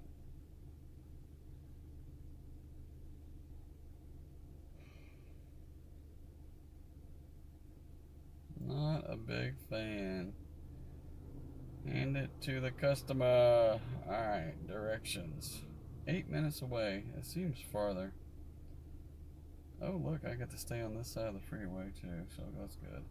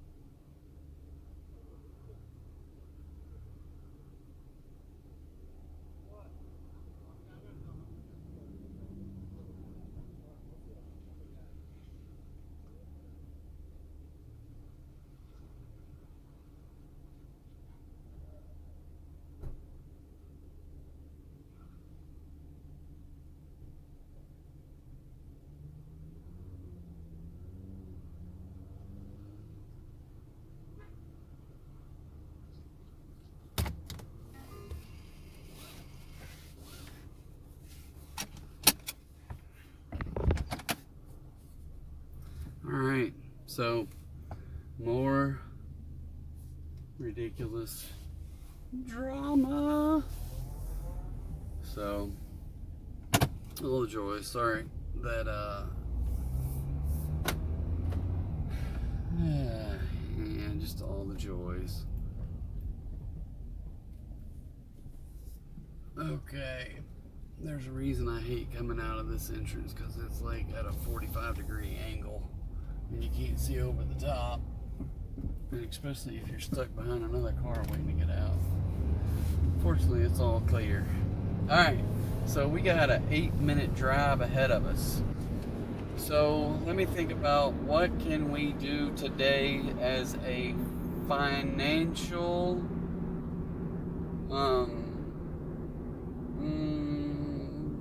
recommendation, financial advice. I'm not telling you what stocks to pick. I would encourage you finding a good version of the S&P 500. I've already said this in other videos.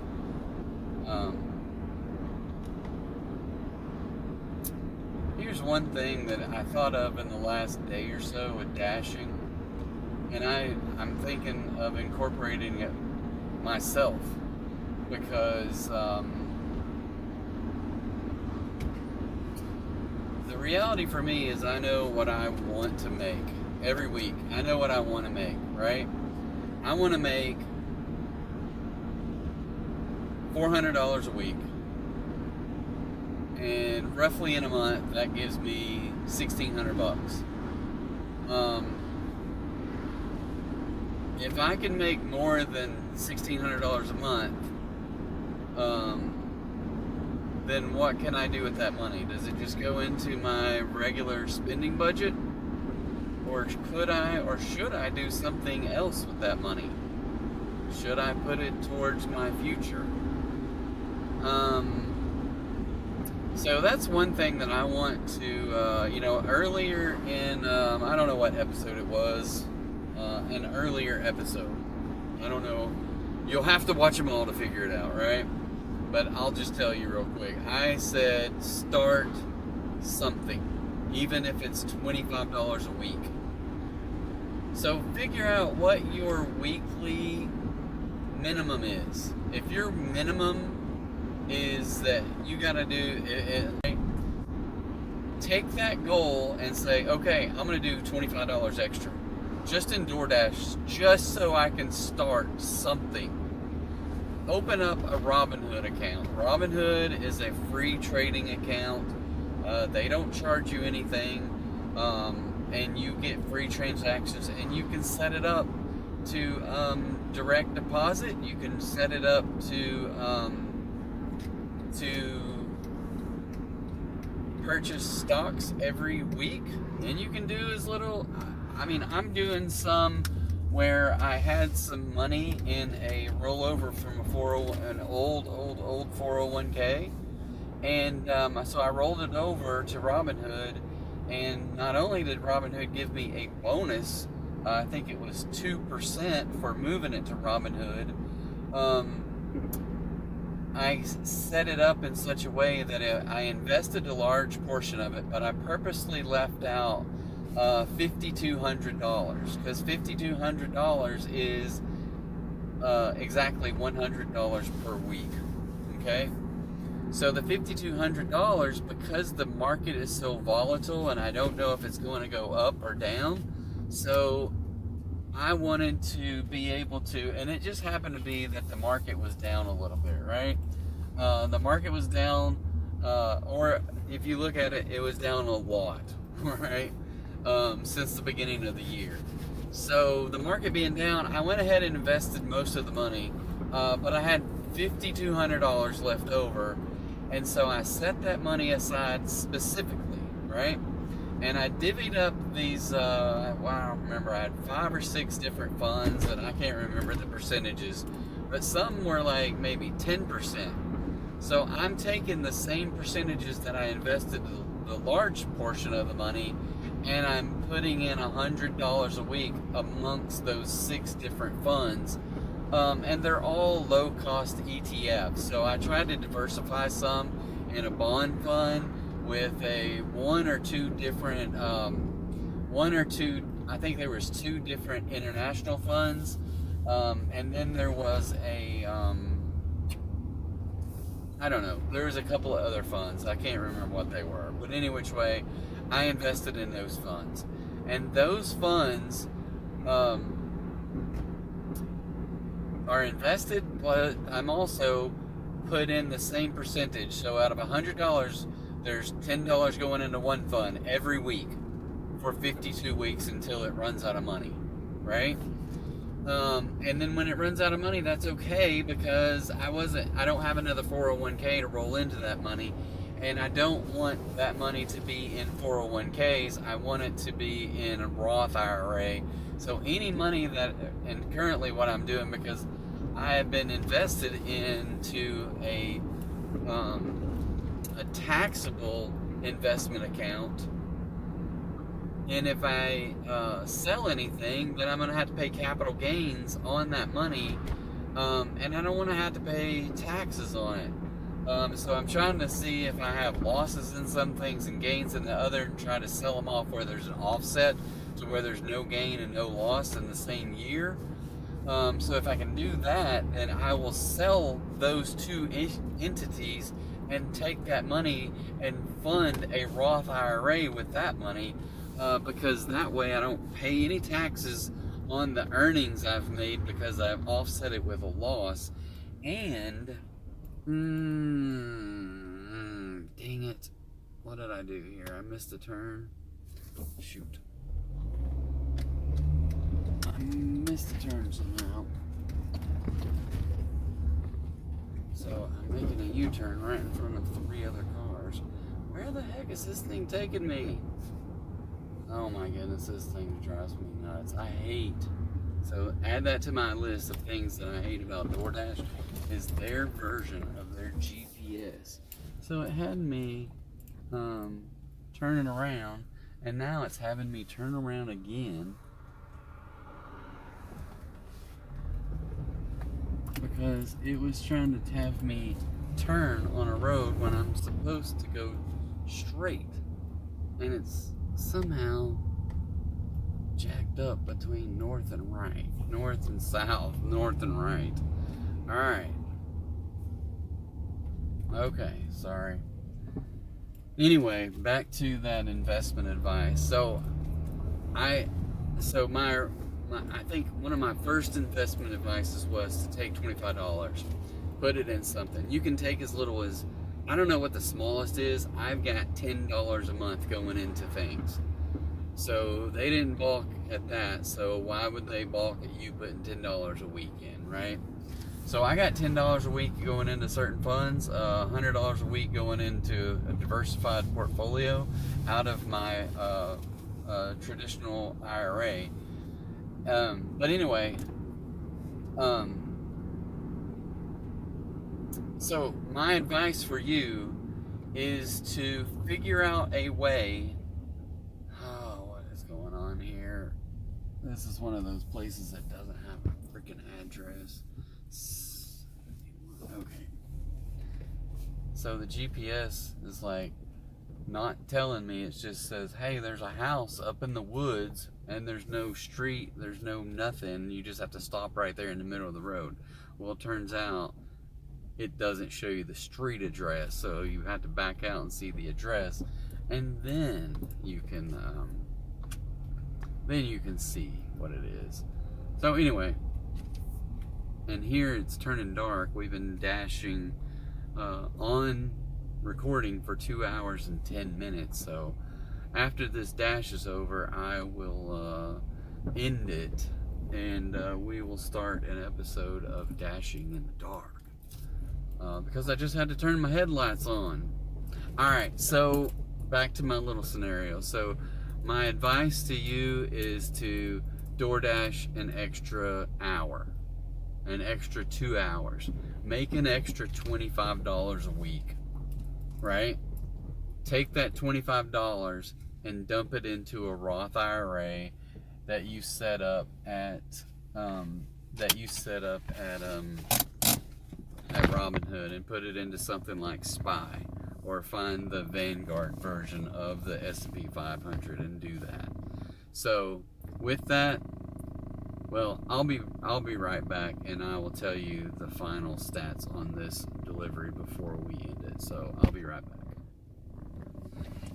All right, so easy enough order. It was $4 DoorDash pay and a $5.50 tip, which leaves me at a total of $65.75 for this segment of door dashing of the Rambling Dasher.